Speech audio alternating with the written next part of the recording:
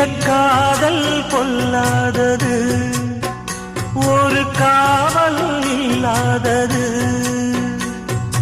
ஊதக்காத்தில் வஞ்சி மாது ஒத்தையிலே வாடும் போது போர்வை போல புத்தி அணைப்பே.